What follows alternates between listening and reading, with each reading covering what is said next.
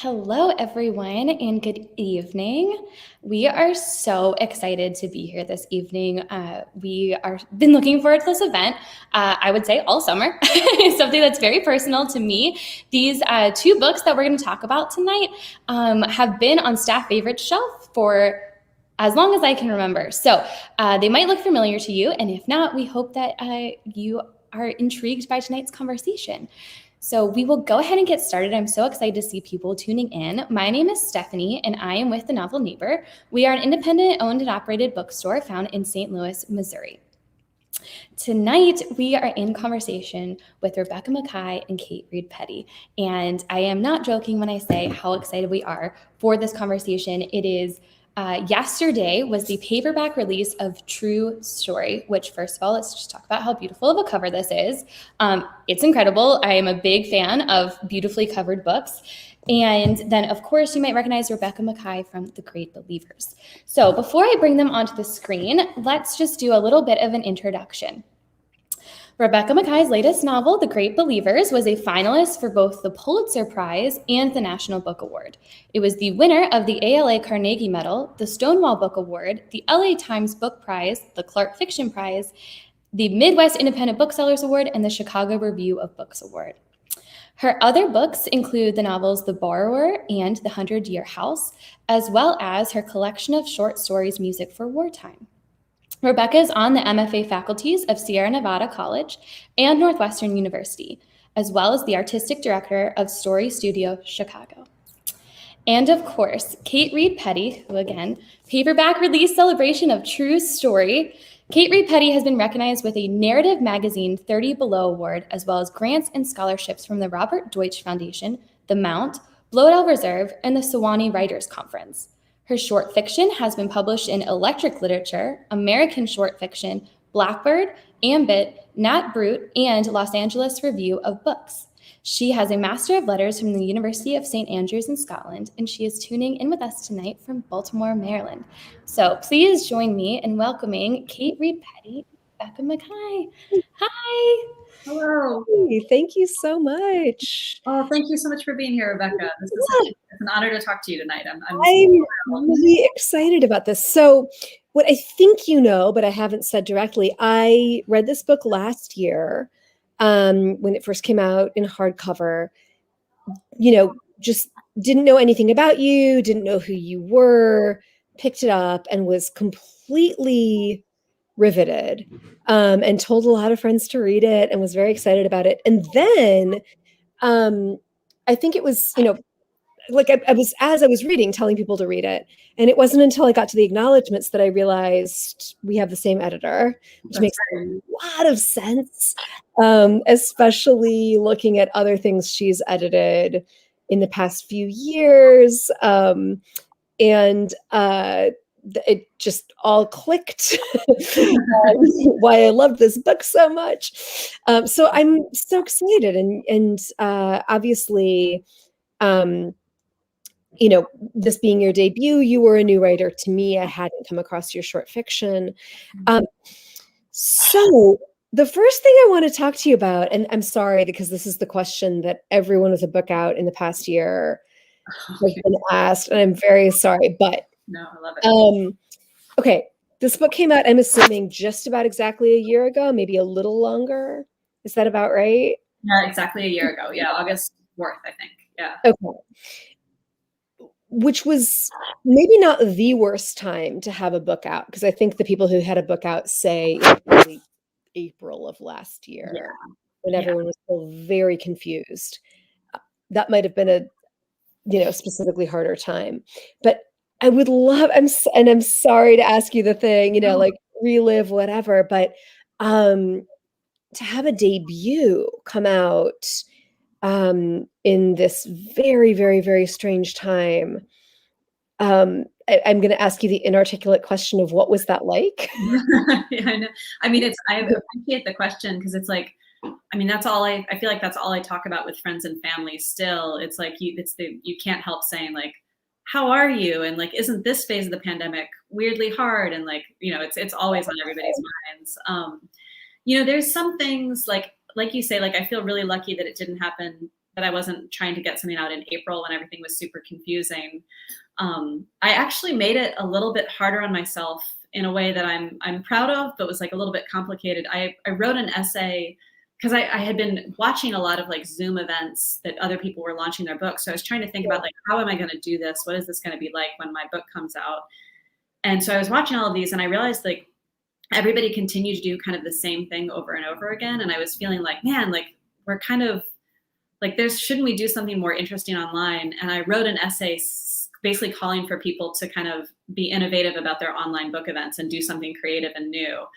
And I was happy with the essay, and it got like kind of a lot of attention. It was on Electric Literature, a lot of attention. Like 100 people liked it on Twitter. It wasn't like crazy, but I feel like people were paying attention. And then all of a sudden, I was like, I have to do book events, and I have to do something creative and different because I've just basically called everybody out for not doing something creative and different. Oh God! So you're doing. So I was like stressed out already. And so immediately I was like, I wanted to write something saying like, I understand why everybody does the basic end conversation model because it is like a lot to do something different. But yeah, but it was good. I had a couple of friends who were, amenable to doing. We did like one that was a 2 Truths and a Lie version of the game over Zoom, like talking about it's kind of silly. I did like an editing tour at one point with one bookstore. So in some ways there was some like creativity to the pandemic times that you have to look for the silver lining, and there was some fun parts about it for sure. But amazing. On the whole, it was hard. Yeah. I have to say, even the conversation model, I think, is a newer innovation in book events. Yeah. It really used to be the author getting up there and reading for 20 or 30 minutes and then doing a Q&A. I think you're right.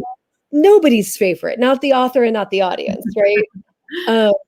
And I feel like that's changed even in the 10 years that I've had books out in the world.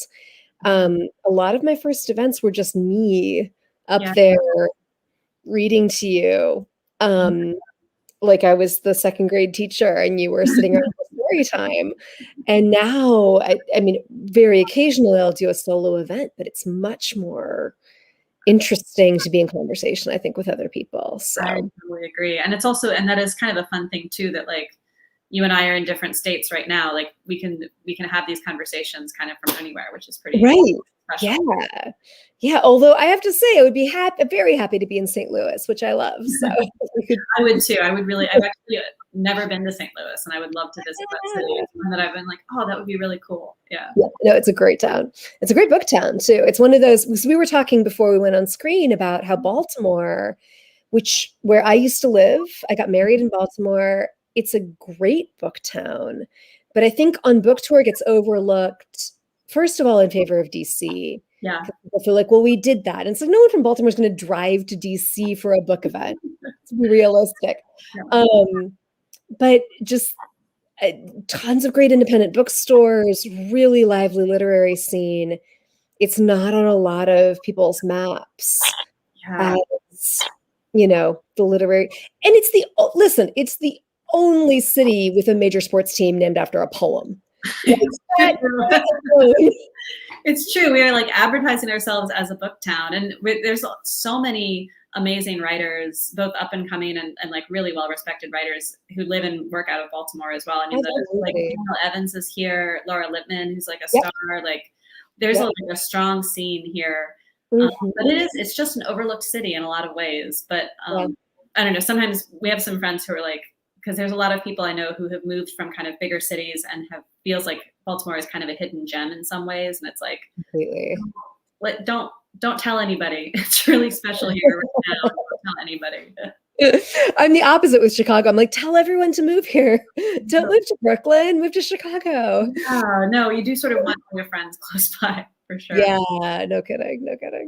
Well, so one of the things, honestly, that I think would have resonated with me regardless of when I read this book, but that really resonated with me reading it in quarantine, in isolation last summer, is you have, I mean, I would argue that you could find these places throughout the book, but at least 2 major sections in a book that goes all over the place where people are dramatically isolated.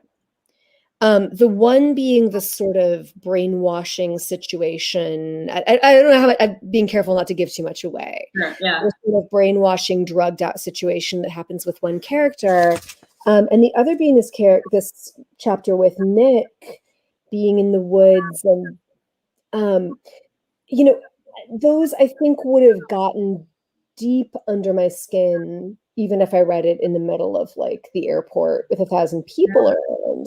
But there was something about reading both of those sections, already feeling weirdly isolated, and that sense of kind of panic, alone, on some subconscious level that really made those ring out in a different way. It's so interesting. Yeah. Yeah, I'm curious, first of all, here's what I'll say too. It is so hard to write a character who's alone. And I'm constantly warning my students, partly because they tend to do it at like the beginning of a novel, which is, I think, a really understandable impulse. Like, I have this character, I need to get to know them. So I think what I'm going to have them do is wander around the city alone, thinking stuff and gazing at things. And I'm going to get to know them that way. Right. And it's beautiful. Look at yeah. It's like chapter 2, right? Along with the information backstory dump, right? Like, right. She's alone gazing out the window. And these don't, for one thing, they both come much farther into the book. For another thing, neither character is technically alone, but they're both fundamentally isolated in their own, in danger, both of them. I'm curious. I'm not going to, I can't ask you about the COVID thing. You wrote this way before COVID. You did not write this in isolation, right? Theoretically. What I want to know is, from a craft level, how did you pull off writing characters who were that isolated, if not alone? That, like, kind of trapped in a dangerous situation of isolation, without the sort of back and forth that we rely on in a lot of scenes. Does that make sense as a question? Yeah, definitely. And it's tricky to answer, because I'm like, how did I do that? And I think there's so much of writing that I really admire you as a teacher, because it is teachable, but it is so hard to kind of then go back and reverse engineer like the things that you kind of learn instinctually over time, and how do you like explain that? But I think with both of those sections, I think the lifeline for me, like in the cabin in the woods section, so when Nick is like he's like purposefully having a weekend bender by himself in this isolated cabin, and he's just going to try to sort of drink himself into oblivion and then try to come out the other side of it. And I think I remember spending a lot of time like tracking how much alcohol he had, and like when he drinks what, and like and like how to, and like mapping out the location, like just being really specific about the details of all the like things that he has to do to get himself through the day and get to his goal of drinking. Yeah. And I think that was like an anchor that let the section feel like it had a pace and he has a goal. And then as he's having his thoughts about this relationship that has ended, and he's not totally clear about what went wrong, Nick is kind of a dummy, right? Like he's always kind of a little step behind the reader. Yeah. In the way that I find that I am surprised how much I love him for it. But he's sort of trying to work out all these things in his life, but then he's like, oh, I got to make the oatmeal for breakfast, or I got to go and like I got to figure out how to build this fire. And so there were just like, kind of like, I guess you call it it's not a clock. It's just like little goals that he had to do that kind of kept him through the weekend. And Great. Yeah, I think that was really helpful, because then there were like little goals that then the reader could feel like, oh, good, he got the oatmeal made. You sort of want your characters to succeed at like whatever they can, even as they're like failing at like the bigger pieces of life, Totally. Yeah. And then, with this, again, I'm being really careful because I don't want to necessarily, maybe we don't have to be careful, but I'm assuming some in the audience have read it and some haven't. But the kind of brainwashing, imprisoned hair dyeing section is how I think of it. Does that make sense? Yeah. And if you haven't read it, a really good hook for you. she's not alone, but she is still fundamentally isolated, Yes. right, by design from the larger world. And how, did that feel similar? Did that feel such, yeah, that's such like a smart read, and like something that I don't think anybody has asked me, and I haven't thought specifically about the parallel between those two sections, even though they come next to each other and they are sort of fulfilling similar things. I mean, it felt, and they're both about sort of like a failed relationship with the same thing. And then those two characters are connected in so many ways that the parallels between them are important. I think when I was thinking about that though, I was really thinking about this character because this is Alice, who we have met earlier in the book. And this is our first glimpse of her kind of as an adult. So we're sort of seeing how she has turned into a full-grown human after the kind of like high school era drama that happens in the beginning of the book. Right. That's really foundational to everything else that happens. Exactly. Yeah. And I think with that, I mean, I was really, that story felt really like something that was just sort of like conjured out of thin air, like that the sort of everything that was coming out of that was really kind of out of my control. But it did feel, I mean, they're also, I guess they're both horror kind of inspired, or thriller inspired, both of those sections, with the way that they play with genre. So I'm not giving a very articulate answer to your question, but I think it's like, you're right, that those sections are very like tied together. Yeah.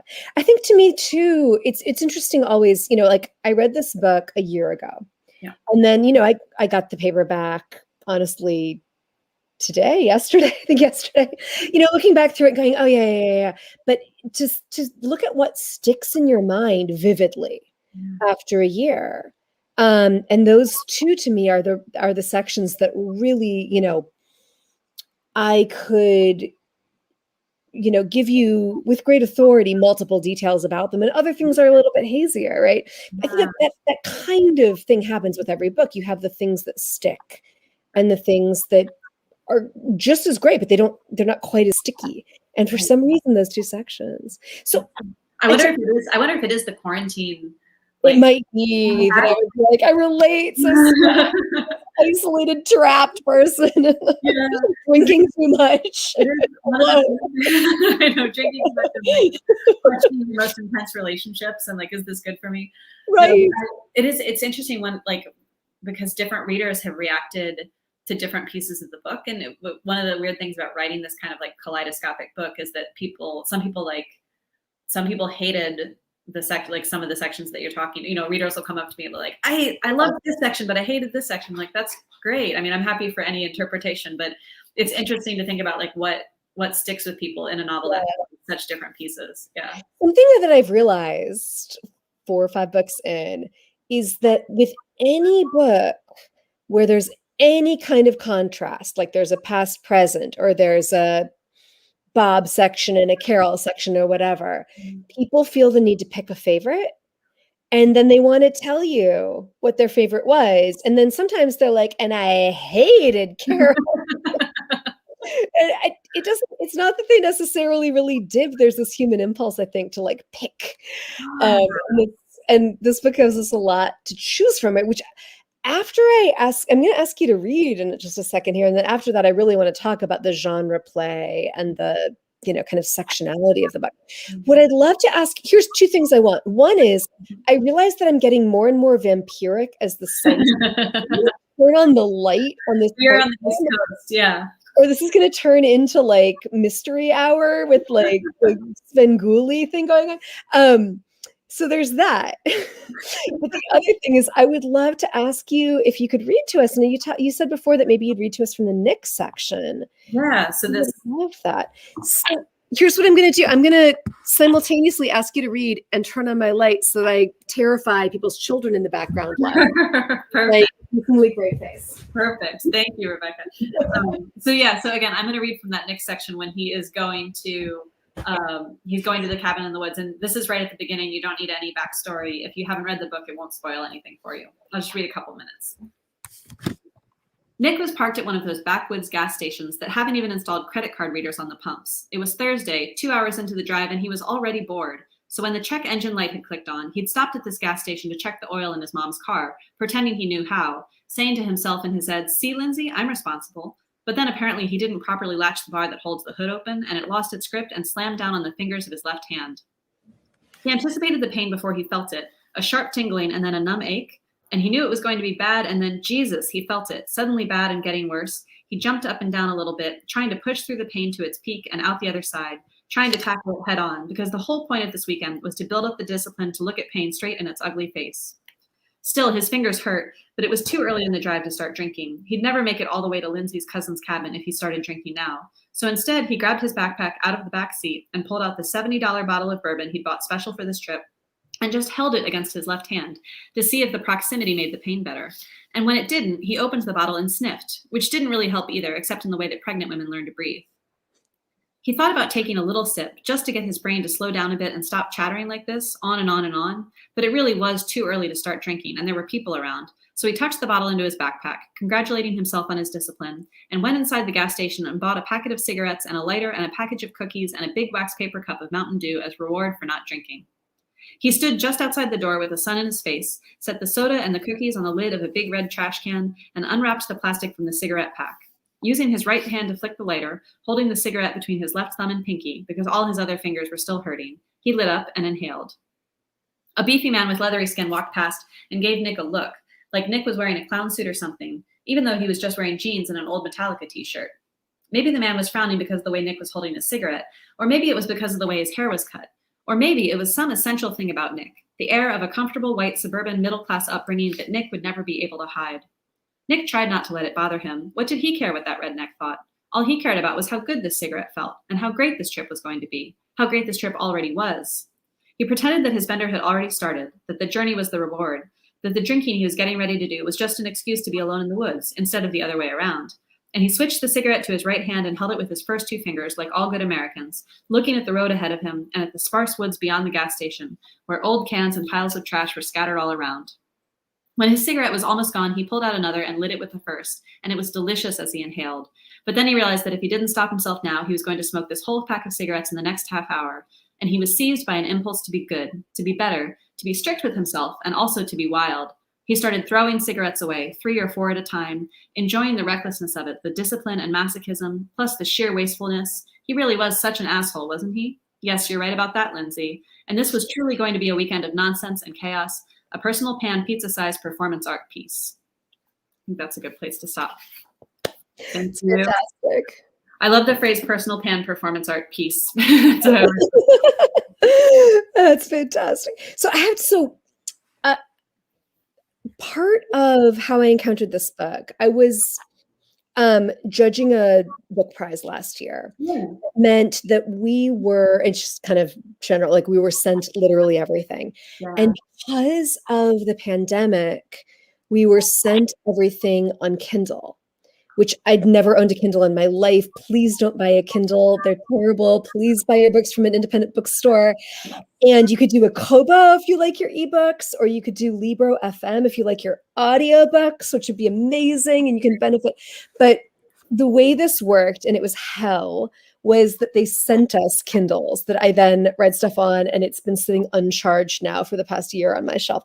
And they sent us files. And so I encountered it in that way. And the thing about the Nick sections, which I love now that I've realized what was going on, is that they cut off midstream because the reader's assumption is going to be he has passed out. Right.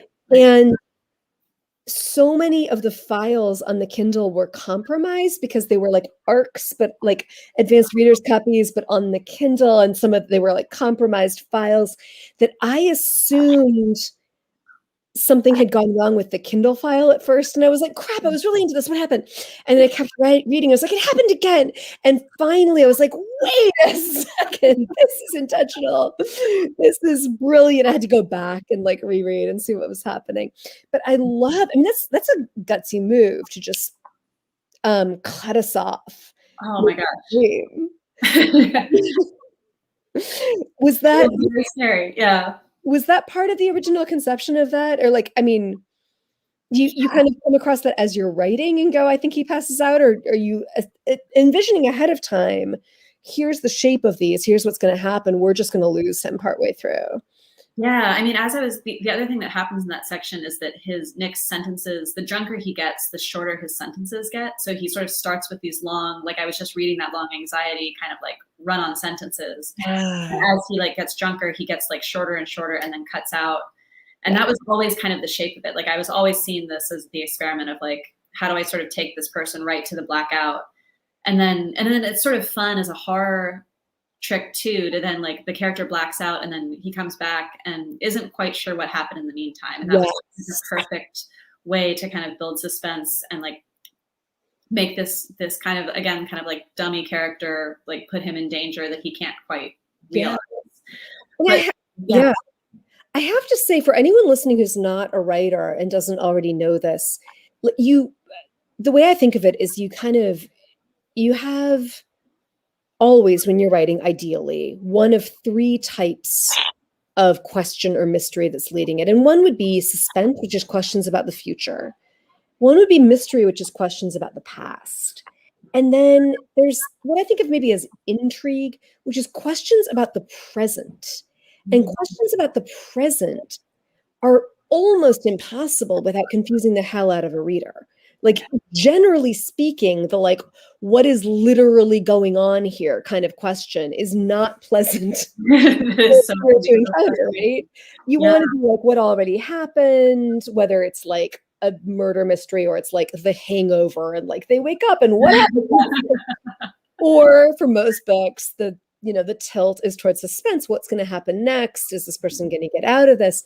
But to pull off what's literally going on right now, whether it's that my character's also confused or my character knows but you don't know, that is a freaking high wire act. Yeah. And this section does that. I also think that the brainwashing episodes work in a similar way, where at least maybe we know what's going on but the character does not, or right. Yeah. You're not like, there's some ambiguity about even like how much the character is telling you that is accurate or not, and like how much do you believe, and yes, for sure. And I think one thing that I'm really excited about books that, like, just going back to the question about like the text cutting off as Nick blacks out, like I'm really excited about texts that bringing some of that confusion into the actual format or just like structure of the work itself, which is challenging, because you're like, a lot of readers are going to think that this is a mistake, and definitely it's like the risk that is inevitable for sure. You're going to get the Goodreads review that's like, I hope they fix this in the paperback. Yeah, exactly. No, and like I remember working, Viking was amazing with the formatting of this book, and I worked with the book designer a bunch to make sure that those breaks, because I think I'm not sure how it shakes out on the Kindle, but the hope was that they would kind of happen in a place that it was clear, like not at the bottom of a page necessarily, but that there would be like a break off and you could see like, oh, this is formatted to kind of help the reader in. But in some sense, it is just kind of like I just have to trust that people will stick with it. Yeah. And Lord knows, like, I mean, I don't know what was true for the advanced copy versus the final copy on Kindle, but just buy the actual physical book, you guys, because it's not. Yes, go to your bookstore, order the novel neighbor.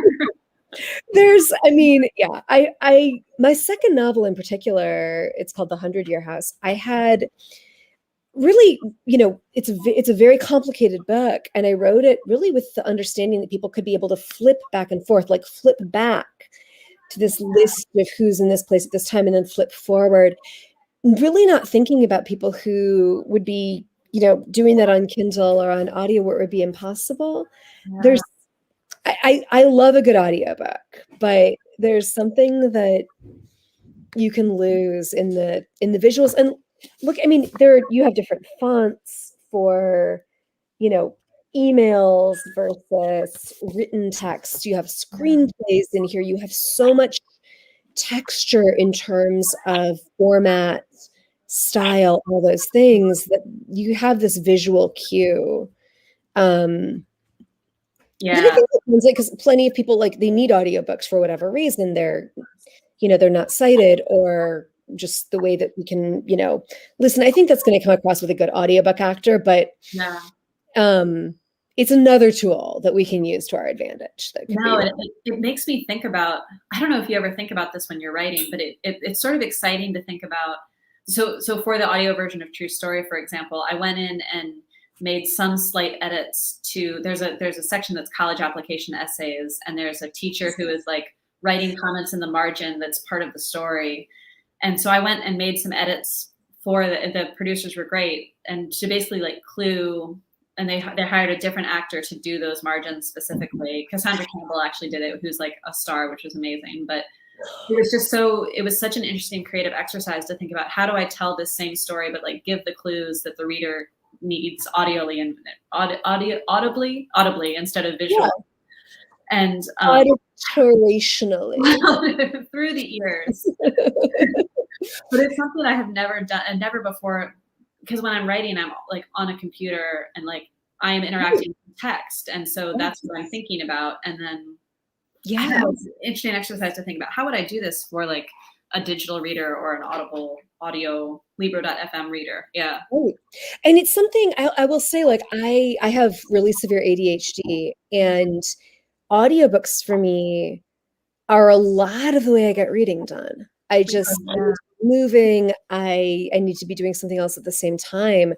They've evolved so much, because it used to be there were like 10 audio actors in the whole world, right, and you'd have to borrow the CD from your library, and it was like one guy with a stodgy British accent who would do his voices, and they sounded like Miss Piggy. It was so bad.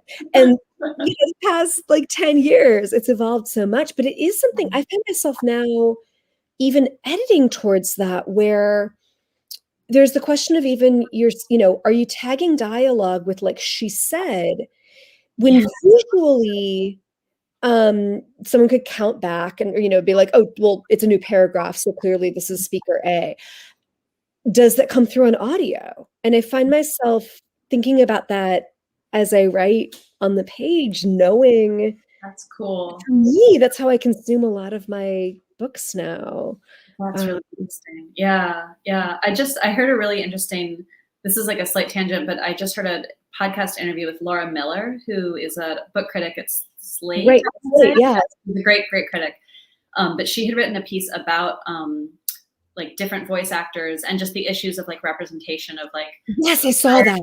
Yeah. So like, a white actor doing the voices of people of color, and is that okay and not, and like how is the industry changing? But one of the things she said that I thought was so interesting is that it used to be the mark of a great audio actor would be the ability to do different accents, that they just wanted to have like a strong Jersey accent for a book set in Jersey, or like a strong Chicago accent, and that was the thing that mattered. And now of course it's like you're saying, it's completely more about acting and other stuff. Right.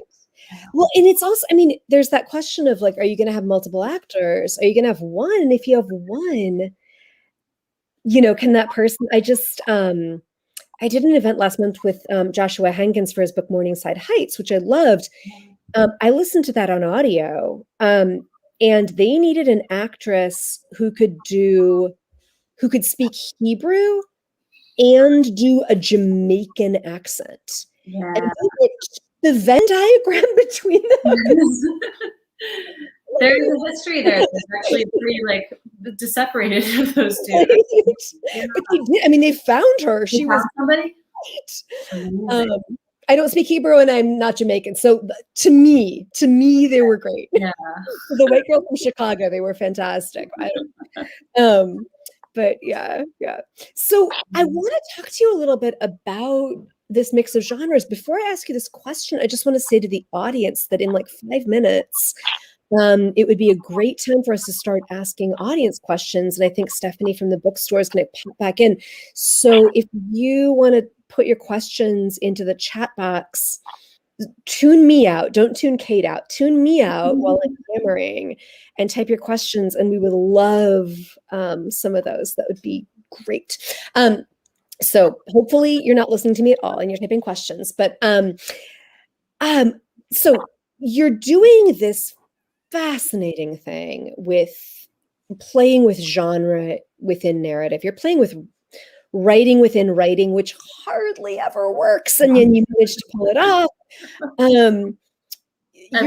So many things that I was doing in this book, I was like, this is never going to work. People hate when you do this. It was just like, I'm going to do it anyway. It was like I had a real chip on my shoulder right in this book. A writer as a main character. A lot of things that I would warn a student away from, to be honest. Yeah.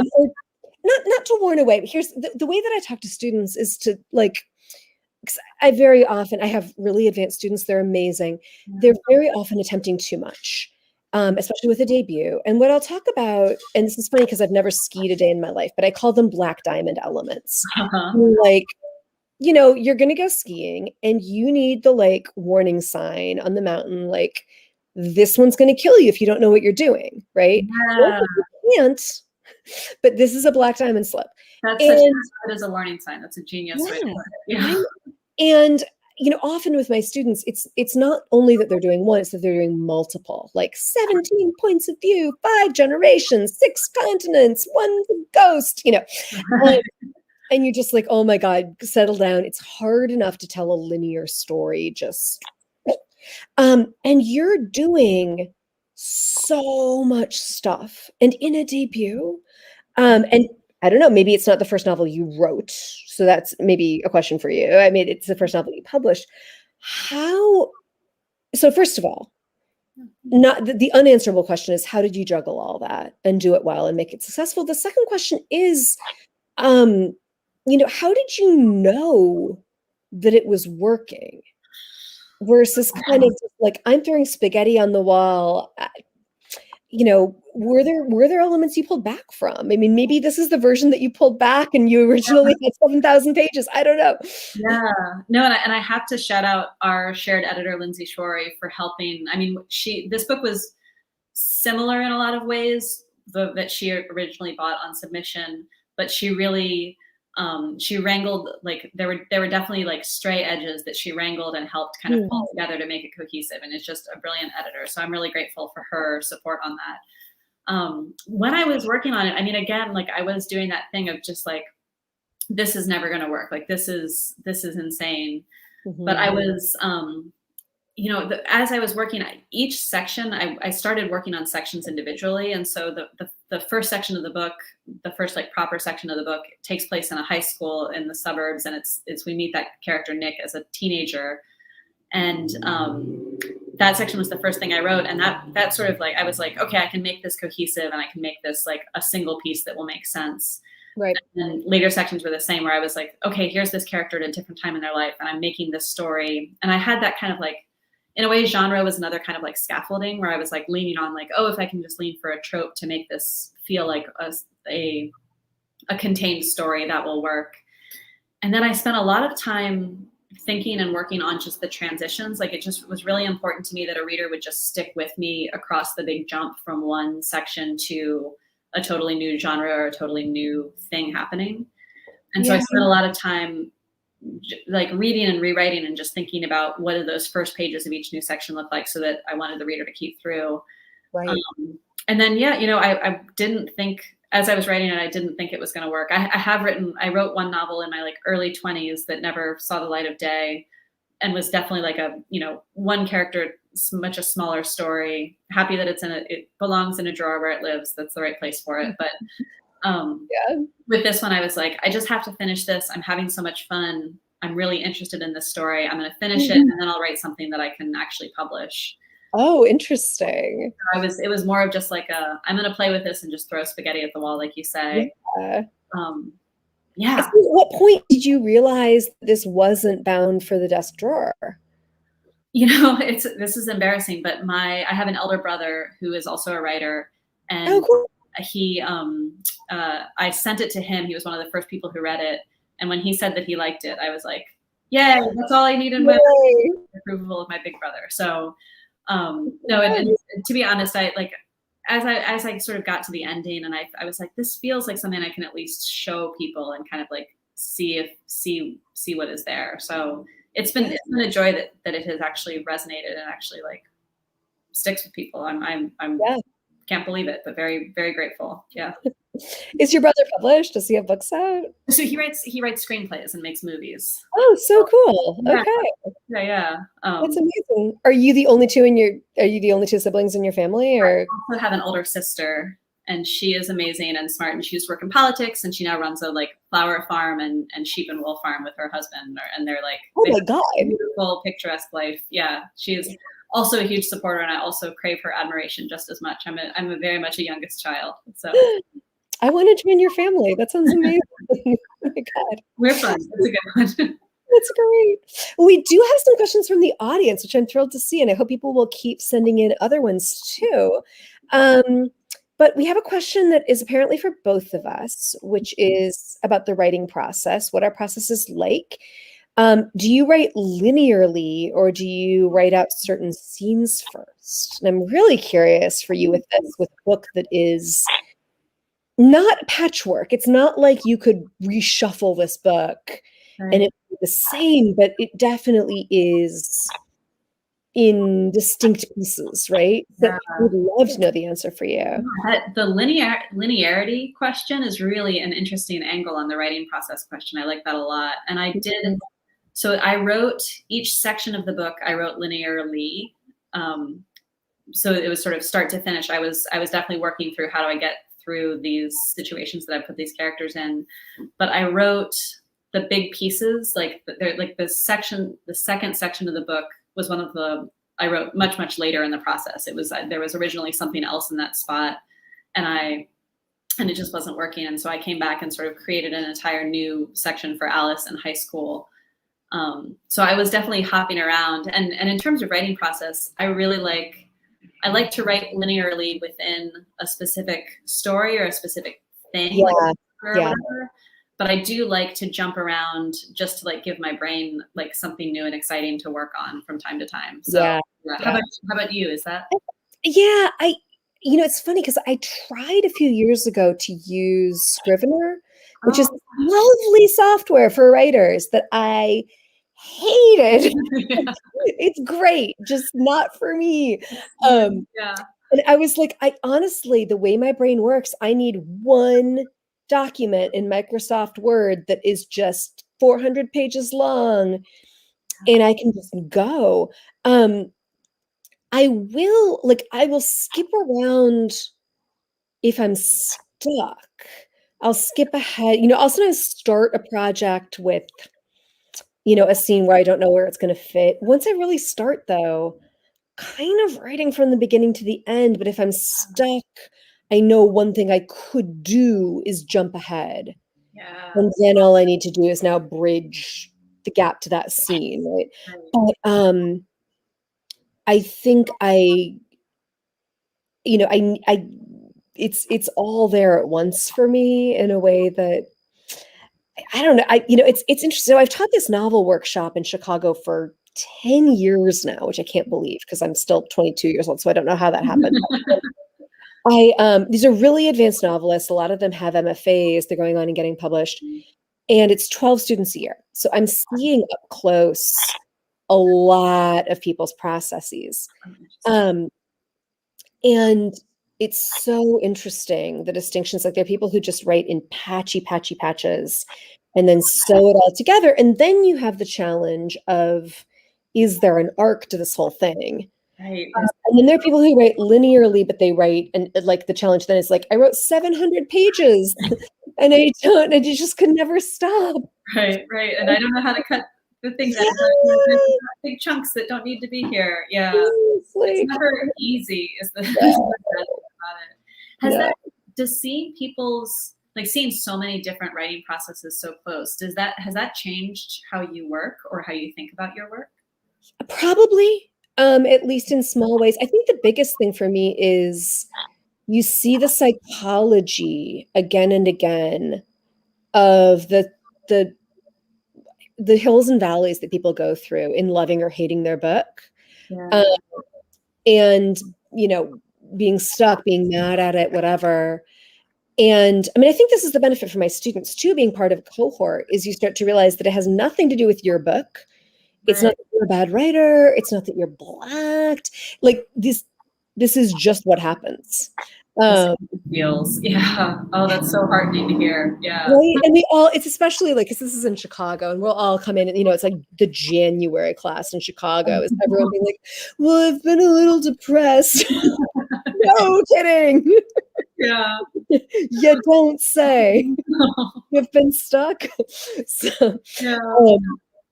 even people hearing that, I think, 12 people at a time is kind of revelatory. And for me, that times 10 years is like, oh, here we go. This is what happens. This is, That's the yeah, no kidding. One of the most interesting, brilliant writer that I taught, one of the most interesting processes in terms of like start to finish was that she was an OBGYN and mostly could write in the doctor's lounge, just waiting for someone to dilate or whatever. Wow. And so, do you remember like the blue books that we used to take exams in? Mm-hmm. She would write in those. She'd just stick one in her purse. Wow. And then write longhand in a blue book. And so she came into my class with like a mountain of blue books. Whoa. And she didn't have a sense between them of chronology or linearity. A lot of like they were redundant. She's written the same scene 7 times. She's often writing at 3 a.m.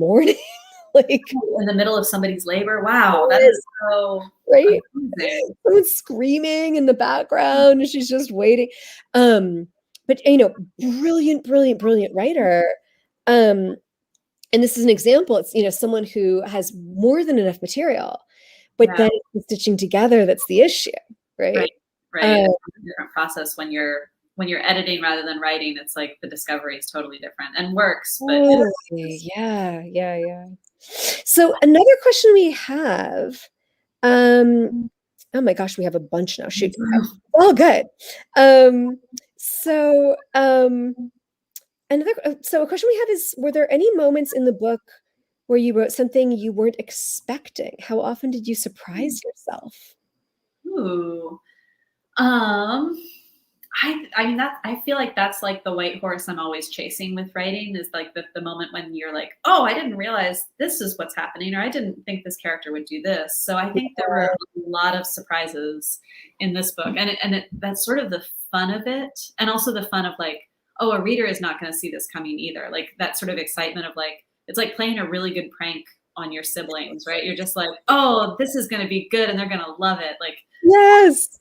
I'm trying to think of something specific to name, but that feeling of like being surprised is like one of the main joys, I think. Sure. I mean, I don't know for you, for me as a reader, I think, the 2 sections I was talking about, certainly there was a lot of surprise in, but the abruptness of those Nick sections just cutting off was like, what the hell?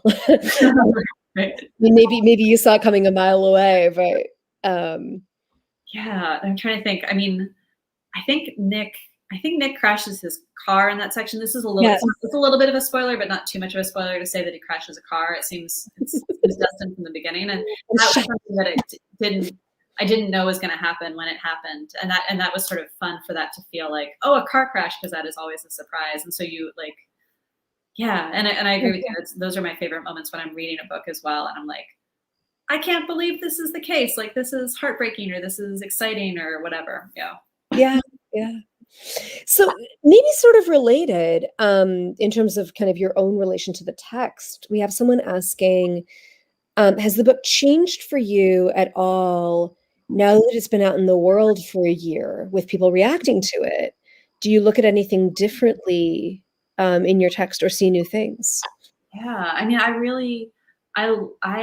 when it was going to be published and I was thinking about this in the world, I heard there's a writer named Jess Rao, and I heard him say this, so I have to give him credit for this talk. He's a great. He was talking about his book White Flights, and he was talking about his novel, which is called Your Face and Mine, right? And it's about race, and he was really sort of anxious about sort of what he was saying, even though he felt like it was important to say. And he said that when he went on tour, he decided that the conversation was so important, that what he was writing about was so important to talk about, that whatever anybody said to him, he was going to accept as okay, because the fact that people are talking about something is what matters. It was a very sort of like Buddhist approach to Yes, and he is a practicing Buddhist. And Yeah. very Zen. Yeah, yeah. Exactly. But I took that to heart, and that has been very rewarding as I have like had, as people have said like, oh, I hated this section, or I loved this character, or whatever people think, and there's a lot of things in the book that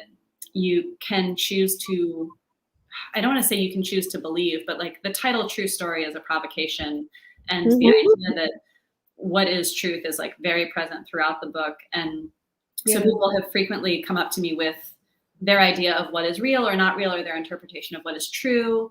Sure. That has been fascinating, because it's just so like the things that I never intended or thought of, and I'm like, that is a perfectly valid interpretation, or an interesting way to think about things. So I mean, I think, I guess the book is, go ahead. No, I was just going to say there are times when it's, sometimes it's a review. Honestly, at one point, one of the sharpest things I ever read about my writing was like a ballsy high school senior who was like, I wrote an essay about a story of yours and just sent it to me. And I was like, this is hippie. But the times, and this was one of the times where I was like, it's like having your dreams interpreted by a really good shrink. Yes. I did not see it myself. I could not have seen it myself. I'm not gonna like. I think you're not wrong. Right. Yeah. It's like I'm honored that you brought your intellect to my dream, and I feel so naked. Right. No kidding. Yeah, and it's the kind of thing I think for most writers were, if not English majors, at least, really into their English class, we did that kind of interpretation for other books, picking out these strands, and you go, God, did the author mean this or not? I don't know. And you realize as an author, it doesn't matter if they consciously meant it, it's there. Certainly there can be wrong. I have a short story called The Briefcase that for some, I don't know, reason, it was in some anthology, and Christianity Today. I am, I was raised religious. I'm agnostic. I am not religious. And someone in Christianity Today magazine, newspaper, whatever that is, wrote this thing about how it was a religious allegory about Jesus. And I was like, no, it's just not. But I'm looking at it and like, I can absolutely see your argument. Like if I were your freshman comp professor, I'd give you an A and be like, yep. But as the author, it was not about Jesus. Right. And it's like, oh, but I put this in the world, and here I guess I let it go. It's like maybe it was about Jesus. Oh my gosh. I love that high school student who sent it to the author as well. I would never have done that. So it wasn't even for extra credit. It was like, I thought you might enjoy this. I enjoyed it. It was great. So I'm not sure we'll get to all the questions, but I want to get to a couple more. So I think these two questions go together. I'm going to ask them together. So the first question is, you've both written books on really hard and sensitive subjects. What was that like to write stories that need to be told, yet require a lot of care and consideration in how they unfold? And the second question is, there's so much thematically about authority and who gets to tell a story. And I'm saying this specifically for you, do you want to speak to that and the role your work plays in feminism? So I'm kind of rolling those into one giant, very complicated question, but the way that your book tackles many sensitive topics. I mean, you could say like alcoholism is not the theme of the book, but in what you just read for us, clearly a big heavy duty issue, among many, many other things. You're writing those with tremendous care. Also, the question that always goes along with that, at least in contemporary conversations, such an important question about authority and, do we have the right to tell stories about lives other than our own, especially when they're fraught, especially when there's a differential in power between author and imagined character. So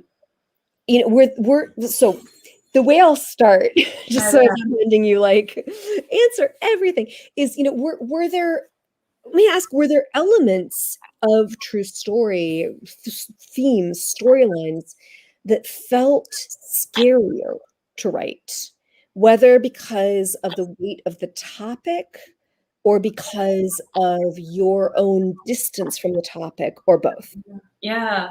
I mean, one of the things early on that I was thinking about with this book was thinking about, and this speaks to the feminism question and is also to the scary question, is that I wanted to think about how to talk about rape culture and to reach people who were not on my side, or who I felt like I would see in the news, or I would hear, there were things that happened on my college campus, for example, that were just sort of like shocking.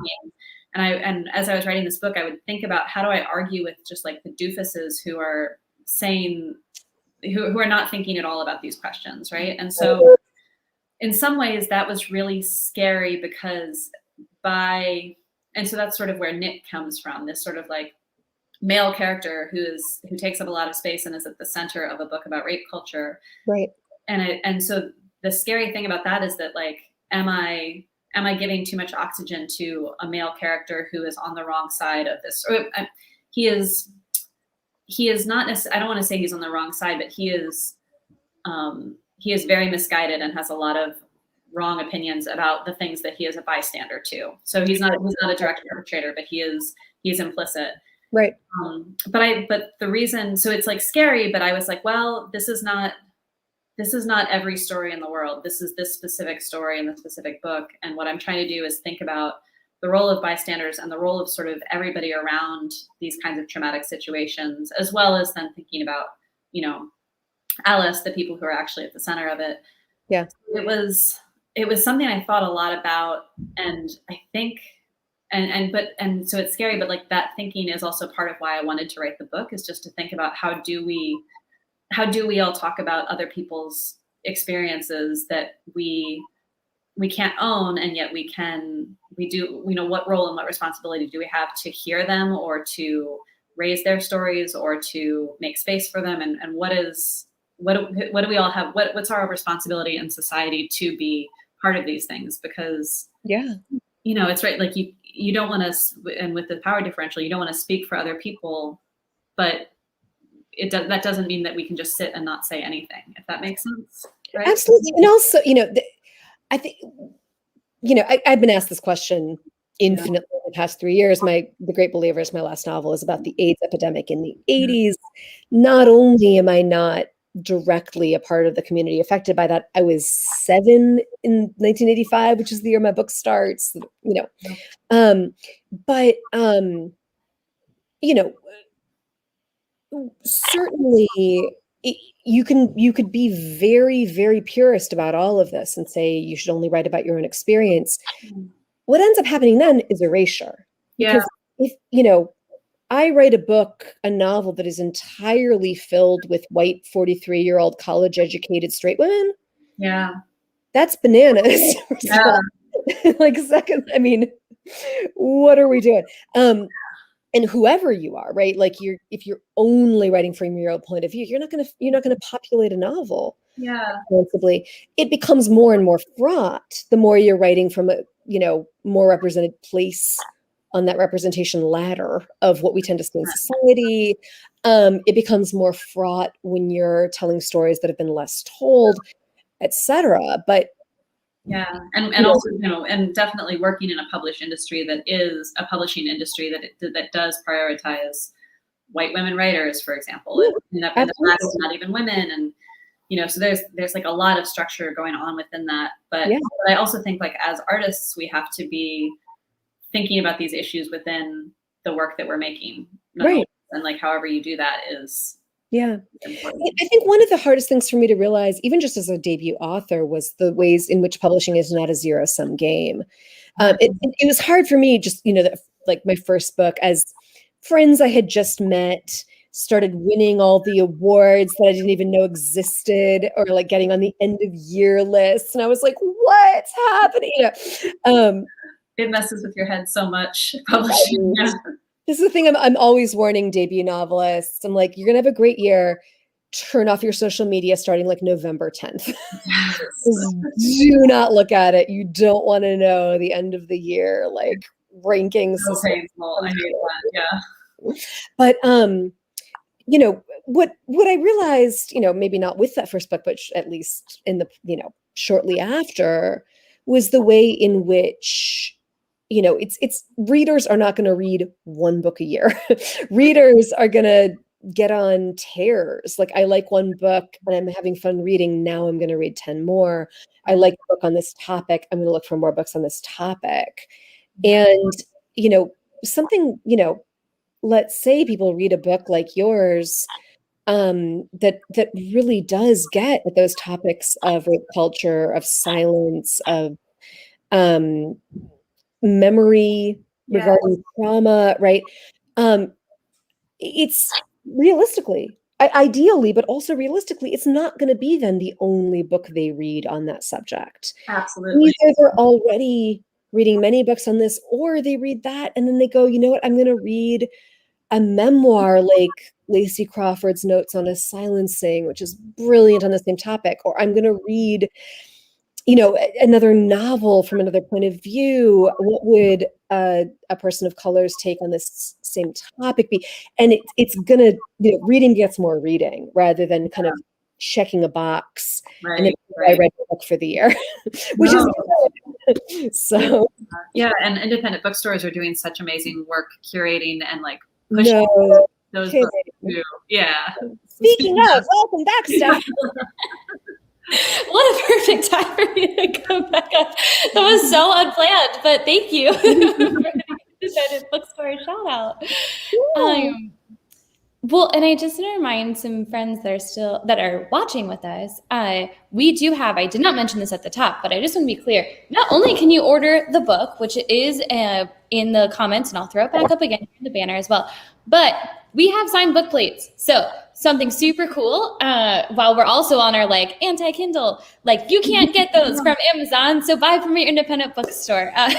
So thank you so much. Sign your Kindle, that's right. Yeah. Really quickly, we always like to end on some super fun, just rapid fire questions. So we've got a couple of those and then we will wrap up, everyone. But first, we're going to do some this or that's. So are you a cat person or a dog person? Probably dog.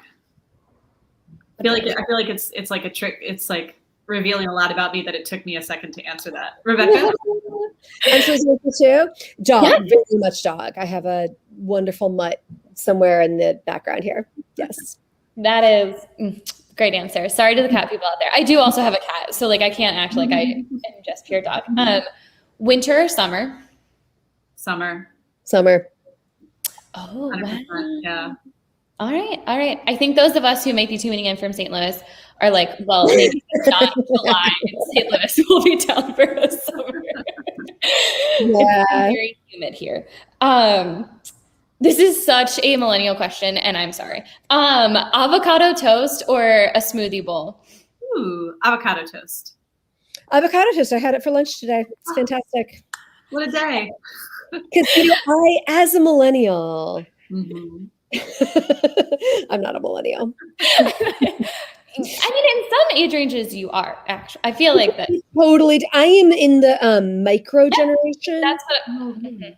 We get called Generation Oregon Trail or Generation Jared Leto, which is really disturbing to me. I'm in it's like a 1 year Oregon Trail, as in the video game, not as in the cannibals who had so. Are you Olympics gymnastics or Olympics swimming? Ooh, gymnastics. Okay. So gymnastics largely, but I'm Hungarian. Hungary has a really strong representation in water sports in the Summer Olympics. Water polo, swimming, kayaking, for whatever reason, are the things. So if there's a Hungarian in the pool, I'm really all in on the swimming. That's fair. Bodies of water in Hungary. Yeah. It's landlocked, but there's a really big lake. Yeah. You got something to swim in. Yeah. There's one great freshwater lake, and everyone learns all the stuff there apparently, and we're just buoyant. Well, and that's where, I mean, a lot of swimmers had to take their training when COVID hit. So many of them I saw like had to swim in open water because it was the place that they could go. Absolutely. Versus, like a pool where there is like more concerns. So yes, Absolutely. I feel like that's a really hard question. So I respect all answers of just, I'm like hugely into watching everything. And it's like the one time we care about swimming. So it's no kidding, right? Yeah. Morning person or night owl? Morning person. Night. There is a morning. Well, I know We're so aligned until then, Rebecca. Are you one of those people who like gets up at 3 a.m. and writes? No. Okay. I feel like I'm like ashamed to say I'm a morning person because I'm morning person starting at like 8 a.m. I feel great at 8. Okay. Well, it's good once I'm up, but just for me, it's like 10:45 given my brothers. So I relate to that. Okay, and just a few more. What is the most famous person you've ever met? Ooh, I once hung out with Ira Glass for like a little bit of time, and it was the most like I was like in a fugue state the whole time because he's so good at conversation. Like, like adrenaline's really high. Yeah, and he's like really gives you like asks good questions and just wants to know everything about you, and it's like it was a dream. Yeah. It's not surprising. I think I might have two. One is so Amy Poehler optioned my last book, and I got to have dinner with her, which was amazing. And she's exactly like you think. She's like, what I want to hear. That's what I want to hear, Rebecca. She was like hilariously fun all through dinner, and at the end, she pulls a clipboard out of her purse, and she's like, "Okay, so." Dreamy. Slightly more famous, although I'm not proud of this, is that I shook Dan Quayle's hand at like it's a long story. It was like a thing with all these politicians, and he just went by sticking his hand out, and I was like, I don't really like him, but I guess I should just stick my hand out and see if he takes it. And he did, and then I was like, wow, I don't know what to do with this now. I don't know how to feel about it. Well, I mean, it's a spectrum. Yeah, no, it's great. It's great. It's a good. Do it for the story. Do it for the story. Right. Okay, and then what are you currently reading? Ooh. I just got Megan Abbott's newest book called The Turnout, which I think a lot of people are reading. So this is not like a hip answer, but I am a huge Megan Abbott fan. And so far it's like very sexy and like slimy and good, like all of Megan Abbott's stuff. That's a good description. That's going to stick with me. That's how I'm going to hand sell it to people. It's messy and slimy. Yeah. It's sexy. Yeah, no, the sexy is a good self-talker, just the word slimy, but like in green pine. Slimy, but with like a pucker kiss at the end. Like fun slime, like the slime you have to play with. I would check out a book that I would seriously check out a self-talker that literally just said slimy. I'm not really supposed to talk too much. I'm judging the Penn Faulkner this year, so I'm not supposed to really talk about, but I will say the memoir that I'm reading right now is Golem Girl by Riva Lehrer, and it is phenomenal. It was a finalist for the National Book Critics Circle Award last year in nonfiction, and I'm doing a conversation with her in 2 weeks at the Ragdale Foundation near Chicago. And I don't know if it'll be online or not, but it is about, she's a visual artist with spina bifida. It's all about disability rights, but it's just a tremendously literary memoir. And it is stunning to me that someone could be that gifted as a visual artist and then just turn around and write a memoir. And it's like this incredible literary talent too. Like, who has that much going for them? And I've known her for a while in Chicago without, knowing how talented she was as an artist and having no idea of the literary talent. So, Golem Girl, it is stunning. And I'm listening to the audiobooks. Like, as I said, it's a lot of my reading. She reads it herself, which can be really hit or miss. But she does a great job. So seriously, I want to make a big deal about this every time I do an event with a bookstore, because I think we are doing more and more on audio. But Libro.fm, it's an app that is better in so many ways than Audible. It's going to cost you exactly the same amount, but the money goes to the independent bookstore of your choosing. It's an easier, better app than Audible. If you ever do anything on Audible, just do this instead, and just hook it up to Novel Neighbor, or you could change bookstores every book you buy if you're into that or whatever. But I'm just a huge fan of what they're doing, and it's the exact same recordings that you'd get from anything else, but you are not sending billionaires to the moon in a dick rocket, so that's good. It is good. I'm so glad that you brought that up. We love Libro FM. They are incredible. Yeah, and like you said, I know lots of people who are like, I've lived a bunch of different places, so I buy my books from like the physical store that's close to me, and then this is a way to support an independent bookstore that's close to my heart, or like Yes, an important time in my life. So, right. And it's also a great community of people, which is very cool. So, almost as cool as the two of you. Thank you so much to both of you for being here this evening. This was an incredible conversation. People viewing don't realize that like you two can't see me when I'm off screen, but if you could, I was like dying. I was laughing so hard at certain things and just like chuckling. And so it was such a wonderful conversation. Your books are both so incredible. One last plug for True Story.